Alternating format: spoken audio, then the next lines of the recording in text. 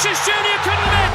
Vinicius Junior. বিশ্বকাপে স্কটল্যান্ডকে ৩-০ গোলের বড় ব্যবধানে হারিয়ে গ্রুপ চ্যাম্পিয়ন হয়েছে ব্রাজিল। কিন্তু এই বড় জয়ের আনন্দ ছাপিয়ে এখন ফুটবল দুনিয়ায় তোলপাড় চলছে রেফারি আর ভিআরের বিতর্কিত এক সিদ্ধান্ত নিয়ে। ম্যাচের ২০তম মিনিটে ভিনিসিয়াস জুনিয়রের একটি গোল বাতিল হওয়াকে কেন্দ্র করে সরাসরি ফিফার কাছে আনুষ্ঠানিক অভিযোগ জমা দিয়েছে Brazil football federation CBF.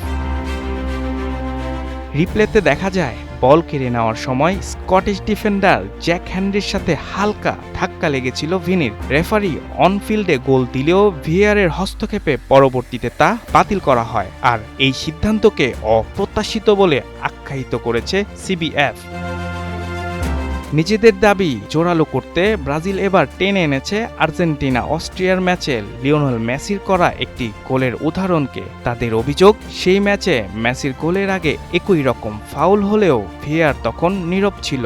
FIFA এক এক দলের জন্য ভিআরের নিয়ম এক একভাবে প্রয়োগ করছে, ফলে তাদের নিরপেক্ষতা নিয়ে জনমনে উঠেছে নানা প্রশ্ন।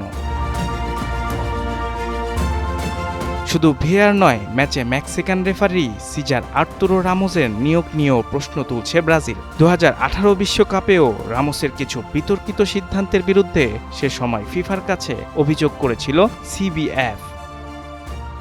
Rakib Hasan, Times today.